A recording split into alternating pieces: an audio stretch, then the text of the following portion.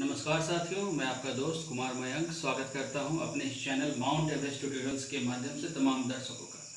साथियों, आज का जो टॉपिक है शब्द विचार का। शब्द विचार का एक वीडियो मैंने पहले भी बनाया है, उसका लिंक मैं नीचे दे रहा हूँ, आप देख लेंगे साथियों। ये पार्ट 2 है, व्युत्पत्ति के आधार पर शब्द भेद। वो जो पार्ट 1 मैंने बनाया था वो उत्पत्ति के आधार पर। उत्पत्ति यानी कि उद्भव, यानी कि जन्म। शब्द कितने प्रकार के होते हैं, तत्सम, तद्भव, देशज, विदेशज, ये मैं आपको बता चुका हूँ। आज का जो हमारा टॉपिक है शब्द भेद का ही है, लेकिन व्युत्पत्ति यानी कि रचना के आधार पे, बनावट के आधार पे शब्द कितने प्रकार के होते हैं। दोस्तों, आज मैं आपको बताऊंगा व्युत्पत्ति के आधार पे। बच्चे अक्सर कंफ्यूजन में हो जाते हैं, बड़े भी, उनको पता नहीं चल पाता है कि कौन सा प्रकार पूछ रहा है। और डायरेक्ट क्वेश्चन मैंने देखा है सीटेट में संख्या में पूछ देता है, कितने प्रकार के होते हैं, 3, 4, 5 ऐसे ऑप्शंस में रहते हैं या कोई नहीं। तो परीक्षार्थी थोड़ा सा नर्वस हो सकते हैं, थोड़ा सा कंफ्यूज हो सकते हैं, लेकिन आप मेरे वीडियो को अंत तक बने रहेंगे मित्रों, अंत तक देखेंगे तो आपको ये कंफ्यूजन पूरा का पूरा क्लियर हो जाएगा। मैं आपको प्रयोग के आधार पर भी शब्द कितने प्रकार के होते हैं ये बताऊँगा, अर्थ के आधार पर शब्द को कितने भागों में विभाजित किया गया ये बताऊँगा। अभी आज का जो वीडियो मैं पार्ट 2 बनाया हूँ, व्युत्पत्ति के आधार पर शब्द भेद, यानी कि रचना के आधार पर, बनावट की दृष्टि से शब्द कितने प्रकार के होते हैं मित्रों। तो यहाँ पे आप देख पा रहे हैं, मैंने इसे टेबुलर फॉर्म में सजा रखा है। रूढ़, यौगिक, योग रूढ़, 3 प्रकार के होते हैं मित्रों। रूढ़, यौगिक और योग रूढ़, इन तीनों को मैं विस्तार से बताने जा रहा हूँ। आप वीडियो के अंत तक बने रहेंगे ताकि आपको ये वीडियो पूरा का पूरा समझ में आए। और जब भी कहीं भी कोई भी आपसे अगर कोई प्रश्न पूछता है इस टॉपिक से संबंधित, तो आप आंख बंद कर एकदम सही जवाब देंगे मित्रों। तो चलिए हम लोग शुरू करते हैं शब्द भेद व्युत्पत्ति के आधार पर। तो पहला जो भेद है शब्द का वो है रूढ़ शब्द। रूढ़ नाम से स्पष्ट है, अगर आप रूढ़ शब्दों को खंडित करते हैं तो जो खंड तैयार होता है, जो खंड प्राप्त होता है वो सार्थक नहीं होता, मतलब उसका कोई अर्थ नहीं होता। अगर आप यहाँ पे मैं उदाहरण दे रखा हूँ, जैसे घर में घ को आप अलग कर दीजिए और र को अलग कर दीजिए, दोनों का कोई सार्थक मीनिंग नहीं है। ये ठीक है, ये वर्ण है, वर्ण आपको पता है सबसे छोटी इकाई जिसे आप तोड़ नहीं सकते, लेकिन इस वर्ण का कोई अर्थ नहीं है मित्रों। लेकिन जब ये एक साथ मिल जाता है और घर बन जाता है तो इसका एक विशेष अर्थ हो जाता है। घर जिसमें कि लोग रहते हैं, घर, देश, घोड़ा, आज, ये सारे शब्द हैं, सारे सार्थक शब्द हैं, लेकिन जब उसको खंड करते हैं तो उसका कोई अर्थ नहीं होता।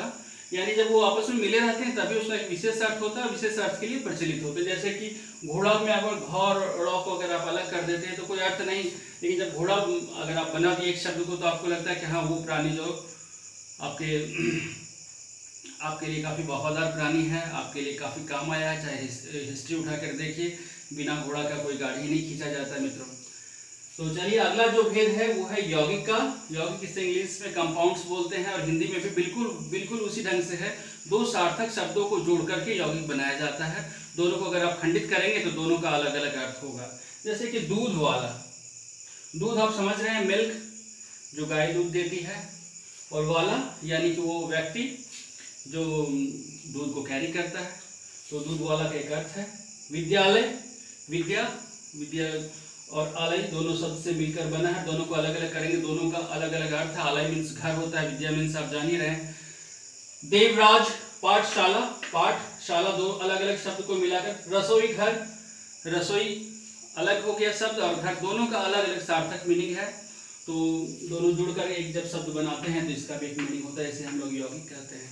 और तीसरा जो है मित्रों वो है योग रूढ़। योग रूढ़ के क्वेश्चंस बराबर आते हैं और इसे ध्यान से समझने की जरूरत होती है मित्रों, क्योंकि इस शब्द का एक विशेष अर्थ होता है। ये अगर आप देखेंगे तो ये यौगिक है, लेकिन यौगिक में क्या है, ये सामान्य अर्थ को ही प्रदर्शित करता है। और ये ऐसा यौगिक है मित्रों जिसका कि एक विशेष अर्थ होता है। जैसे कि हम लोग बहुब्रीहि समास में पढ़ेंगे, समास का वीडियो का भी मैं लिंक नीचे दे दूंगा, आप उससे देख लेंगे। तो लंबोदर, देखिए लंब का मतलब हो गया लंबा, उदर मतलब पेट यानी लंबा पेट वाला, तो इसका सामान्य अर्थ तो यही निकल रहा है। लेकिन विशेष अर्थ में गणेश जी, गणेश भगवान को आप लंबोदर बोलते हैं, तो लंबोदर कैसा शब्द हो गया मित्रों? ये रूढ़, योग रूढ़ के अंतर्गत ये आएगा, इसे हम लोग योग रूढ़ बोलेंगे। पंकज, पंख और ज, पंख मीन्स होता है कीचड़, जौ मीन्स हो गया जन्म लेने वाला, यानी कीचड़ में जन्म लेने वाला एक विशेष फूल के लिए पंकज हम लोग यहाँ पे रखे हैं, तो ये हो जाएगा योग रूढ़।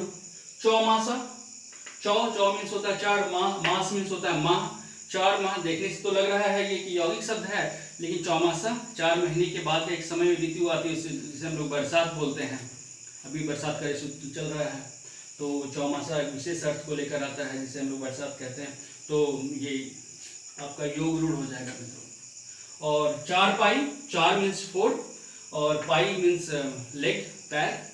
तो चारपाई जिसके 4 पैर हो, तो चारपाई हम लोग खाट के लिए इस्तेमाल करते हैं मित्रों। खाट देशज शब्द है, खाट, ये इसी के लिए इसका यूज होता है।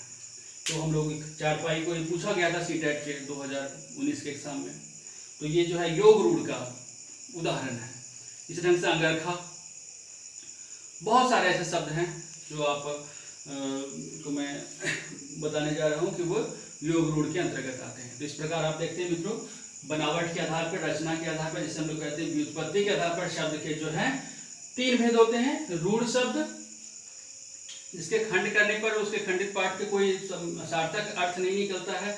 यौगिक शब्द खंड करने पे 2 पार्ट या 3 पार्ट जो भी बने, तीनों के अलग अलग अर्थ होंगे, दोनों के अलग अलग अर्थ होंगे और मिलकर एक सामान्य अर्थ को प्रदर्शित करता है। लेकिन इसमें योग रूढ़ में आप देखते हैं एक विशेष अर्थ को लेकर आता है। अगर आप मेरे चैनल को पसंद करें तो लाइक जरूर करेंगे मित्रों। इसके बाद का जो वीडियो मैं लेकर आऊंगा, प्रयोग के आधार पर शब्द के कितने भेद होते हैं। शब्द के 8 भेद होते हैं मित्रों। संज्ञा, सर्वनाम, विशेषण, क्रिया विशेषण, समुच्चय बोधक अव्यय, संबंध बोधक अव्यय, विस्मयादि बोधक अव्यय। इसमें आपको बताऊंगा विकारी शब्द, अविकारी शब्द क्या होते हैं। अर्थ के आधार पर भी शब्द भेद होते हैं मित्रों। तो अगला जो पाठ में बनाऊंगा वो प्रयोग के आधार पे और अर्थ के आधार पे एक साथ में बना दूंगा, और इसको लेकर एक प्रैक्टिस क्वेश्चंस कभी मैं वीडियो में बहुत जल्द आपके सामने लाऊंगा, ताकि आप इस टॉपिक को बहुत क्लियर, आपका कंसेप्ट जो बहुत क्लियर हो जाए मित्रों। आशा करता हूँ आप पूरी तरह से इसे समझ गए होंगे। इसे आप सब्सक्राइब कीजिए इस चैनल को। धन्यवाद, जय हिंद, नमस्कार मित्रों।